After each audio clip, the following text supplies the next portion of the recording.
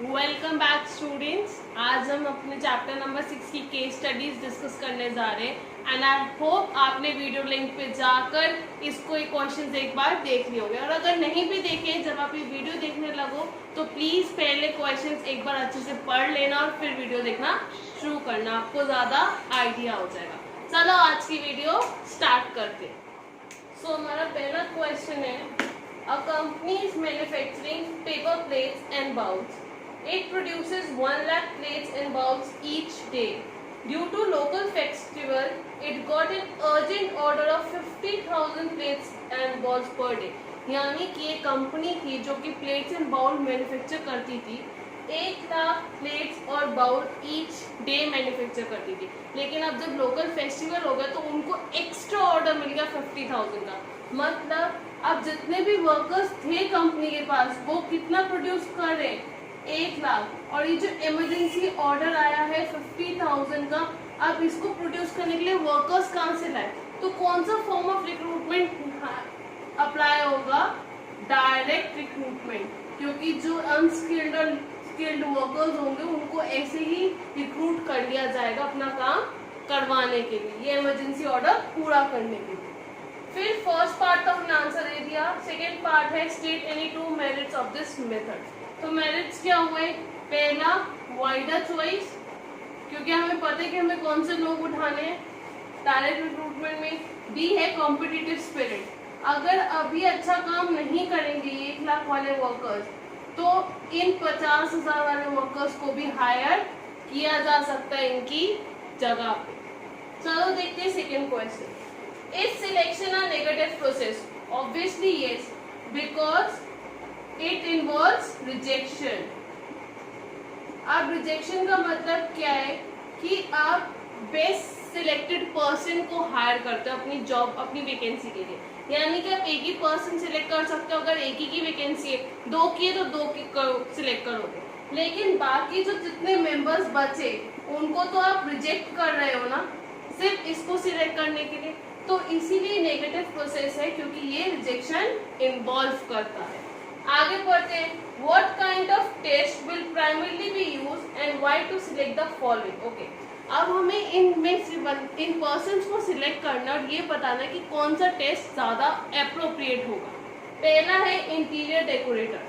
अब interior designing के लिए आपका इंटरेस्ट होगा तभी आप इंटीरियर डिजाइनिंग कर सकते हो। ऐसे नहीं किसी भी बच्चे को या किसी भी पर्सन को बिठा दिया, हाँ भाई तुम इंटीरियर डिजाइनिंग कर दो, ऐसे तो कर नहीं सकता। तो ए के लिए हम लेंगे उसका इंटरेस्ट टेस्ट कि एक्चुअली इस पर्सन का इंटरेस्ट है कहाँ पे। फिर B we have a public dealing officer. एक पब्लिक डीलिंग ऑफिसर को पर्सनालिटी टेस्ट देना पड़ेगा। क्यों? अगर उसकी पर्सनालिटी एप्रोप्रिएट नहीं होगी तो वो पब्लिक के साथ डील नहीं कर पाएगा, उसको समझ नहीं आएगा कि वो पब्लिक को कैसे संभाले, कैसे इमेज को मेंटेन रखे कंपनी की या उस पर्सन की जिसने भी उसको हायर किया। फिर है a computer operator. Computer operator के लिए we have to know what is the existing skills of the individual, और वो एग्जिस्टिंग स्किल्स हम कैसे बता सकते हैं? जब हम उसका ट्रेड टेस्ट लेंगे। डी अ स्कूल टीचर। स्कूल टीचर के लिए क्या इंपॉर्टेंट है? ऑब्वियस इंटेलिजेंट टेस्ट,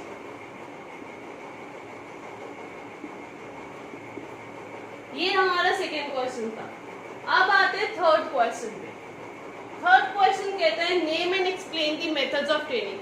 तो इस क्वेश्चन में मैं आपको मेथड्स के नाम बता दूंगी कि कौन सा था एक्चुअली में, और थोड़ा एक्सप्लेनेशन दे दूंगी, बाकी आप अपने हिसाब से एक्सप्लेन कर सकते हैं वीडियोस देख। The training learns under the guidance of a master worker. मैंने कौन से ट्रेनिंग मेथड में बताया था कि एक सीनियर वर्कर होता है, उसके नीचे आपको रखा जाता है काम करने के लिए और आप उसी के थ्रू सीखते हो। एप्रीहेंटिवशिप, इसमें 2 से 5 साल लगते हैं और उस सीनियर वर्कर की पोस्ट आप बाद में ले लेते हो। B trainee learns on the equipment they will be using but training is conducted away from the actual work floor। यानी कि ये जो ट्रेनिंग मेथड है वो ऑफ द जॉब है, पहली चीज। दूसरी चीज ये है कि हम वो इक्विपमेंट्स यूज करेंगे लेकिन अभी हम एक्चुअल इक्विपमेंट्स यूज नहीं कर रहे हैं, हम उनका डमी या फिर एक तरीके से क्लासरूम टाइप बना रखा है, उनमें यूज करें। तो क्या हुआ?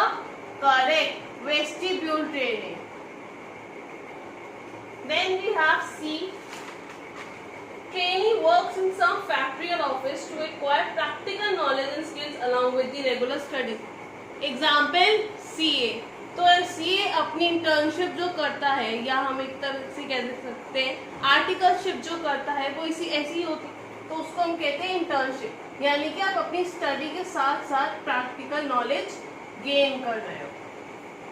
फिर आते हैं क्वेश्चन नंबर 4। एक्चुअली जो क्वेश्चन नंबर 4 दिया हुआ आपकी केस स्टडीज में, वो था HR के फंक्शंस का, HRM फंक्शंस। लेकिन अब जैसे कि ये कटवा दिया गया है CBSE के थ्रू, तो मैं इसको फर्दर डिस्कस नहीं कर रही। फिर आते क्वेश्चन नंबर 5 पे। A company X limited is setting up a new plant in India for manufacturing auto components. India is highly competitive and cost-effective production base in this sector. X Limited is planning to capture about 40% of the market share in India and also export to the tune of at least $5 million in about 2 years of its planned operation. यानी कि company है जिसने अपना नया plan setup किया है India में auto components का, और इंडिया काफी ज्यादा कॉम्पिटिटिव और कॉस्ट इफेक्टिव प्रोडक्शन प्रोवाइड करता है। उसका टर्नओवर है $5 मिलियन एंड 2 साल में उसने प्लान्ड ऑपरेशंस को अचीव किया। अब ये कहना चाह रहे कि ये एमएनसी जब आई है इंडिया में, तो वो किस तरीके से रिक्रूट करे स्टाफ को अपने बिजनेस में। तो पहला है with source of recruitment the company should rely upon. कौन से सोर्स ऑफ रिक्रूटमेंट कंपनी को रिलाई करना चाहिए? पहला एडवर्टीजमेंट। क्यों? क्योंकि उसको बहुत सारे वर्कर्स चाहिए और advertisement last source of workers लेके आते हैं। बी है, उसके बाद वो मैनेजमेंट कंसल्टेंट पे भी जा सकता है, यानी कि प्लेसमेंट एजेंसीज एंड ऑल से वो टाई अप कर सकते हैं जिससे कि उसको एप्रोप्रिएट कैंडिडेट्स मिल सके, और फिर वो कैंपस रिक्रूटमेंट भी कर सके।